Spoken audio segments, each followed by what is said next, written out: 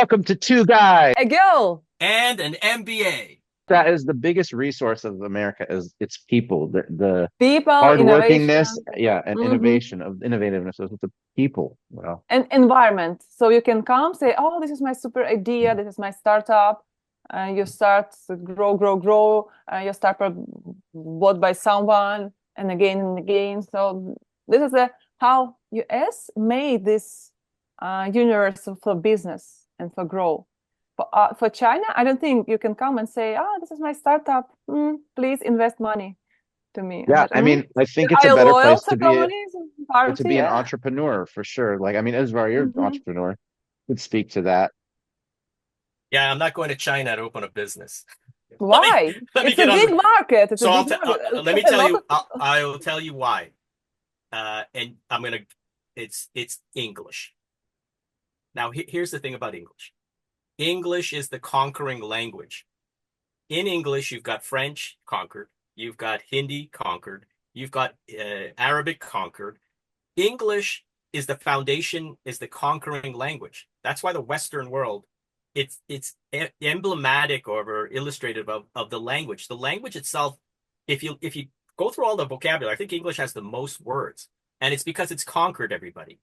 Not England. I'm talking England got even conquered, right? England got conquered by the Vikings, the 1044, the Norman invasion. English.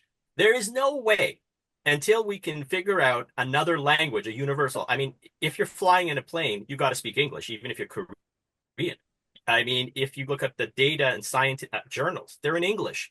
And why I think that's interesting is that I live in a province in Quebec where they're trying to rewrite the everything is French, but it's failing because English, not English people, the language is the conquering language. And so far, America has done it really well. And it's no mystery, and maybe it is a little mystery, why Trump has declared for the first time English is the official language of the United States of America. He did it. hmm, 2 weeks ago. It's, Yeah, it's not, I'm not talking about what he did, but I'm saying that China will never, and it's not so simple as to say they have to speak English. It's hmm just history shows you after all blood and toil, the only thing standing is the English language, and the leader is America. It's not England anymore, and it's nowhere else. I'm not going to China. I'd love it. Like I'd love to go expand, but I'm not going there and doing a startup. And I mean, I may maybe who knows. So there's my theory. English, and you're an Interesting. English major. It's arguable. I'm reading an article on Interpreters and Translators Inc. It's arguable. The Oxford Dictionary, who has a huge bias toward the English language, obviously, says it's quite probable English has more words than most comparable languages.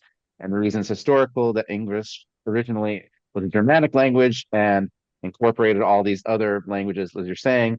They're The saying it blood, has blood and up to a war. Yeah. right? Up to 1 million words. Some people are saying Korean has 1.1 million words in the dictionary, Japanese 500,000. But then what counts as a word? What counts as you can get it gets real technical in some of these arguments. But point taken is that it's the conquering language and it's the language that you do business in for sure.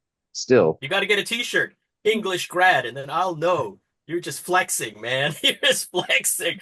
I knew a lot of people in college that were going to China, learning Chinese, in anticipation of the change. And I think more and more people are doing the same thing.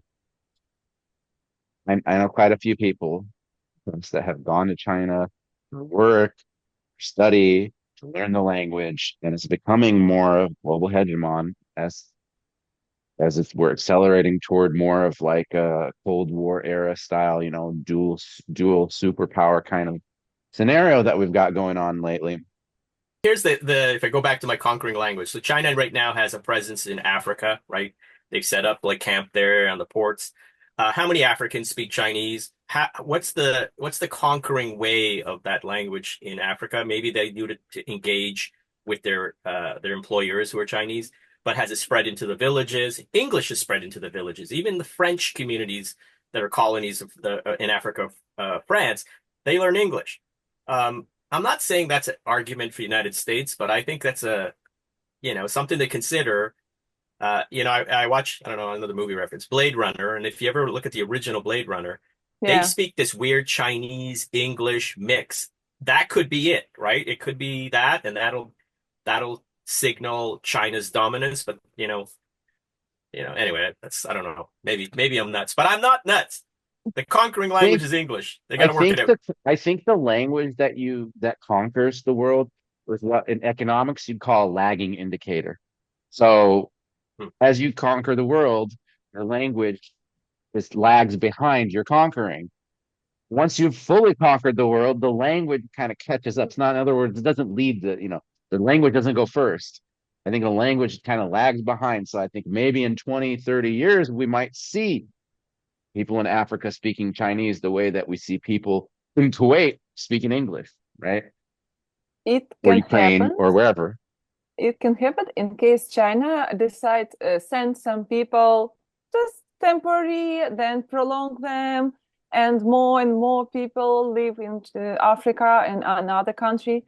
Um, it could be like expats or legal immigrants, but if native Chinese speakers really became locals, they can spread the language to them. Saw So, somebody. and this happened because I know it's from the Ukraine history, because Soviet Union and Russians, even before the Soviet Union, sent people from one part from Russia to Ukraine, and now we have people who think, oh, my mother, father speak to me in Russian, but grandfather and grannies didn't, because it was like people, like thousands of people sent to the other land. Crimea, there are a lot of Crimea Tatarian people with their own language, um, religions, and everything. In 1945, I think, 44, 94, like hundreds of people was sent far to Uzbekistan, Kazakhstan, some there, and Russian people arrived, and now they say Crimea is ours. So the same China can do. They can just take China people and say, but in more like legal way. They build factories, they can build workplaces, send Chinese people there, and voila, it will be not like a colonization in the another way. So they colonize with their own people and their own language. Soft colonization, not a hard colonization. Yeah, I don't think China has ever wanted to colonize anything. If you look at their immigration policy, they don't have in migration of other people. America does. America accepts everybody. China does not want to include most of the Asian countries. Japan's has a low birth rate, but they don't have immigrants, right? They don't. There's still this thing where there's this homogenous group of people, from the Chinese to the Japanese, even India. I mean, they have a multi they're mixed a lot more. There's hundreds of languages in India, hundreds of religions, but the Chinese haven't allowed for that type of natural evolution rather than even going out. How do you let people come in?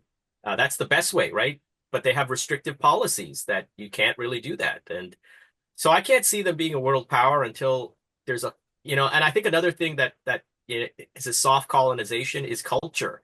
The American culture exports really well Oh from, yes, from it's hip true. hop in the streets of like Marseille to fashion, everything, Movies, movies. Again, let's say movies. the Indian culture does too with yoga and Bollywood, right? They do well. Bollywood, Mm. absolutely. They export their. It's not a colonization, but there is like here, this is what we could look like if you allow us, right? They try to, because they understand, that that's how you influence your population as well. It's all these soft, things to do. Donald Trump understands that. He's a brand, and he promotes his brand. I mean, I was on Instagram and there's this guy called the Chinese Trump pot, and it was just hilarious, right? Because it was hilarious watching him do Trump, and my kids are howling. That's what America is. Donald Trump knows it. It's part of colonization, and it's part of the process of like, hey man, we're a brand. We're going to export it everywhere. Please consider subscribing below. Thank you for being with us. Please leave your comments, feedback, what you think about us, and see you in the next podcast. Bye.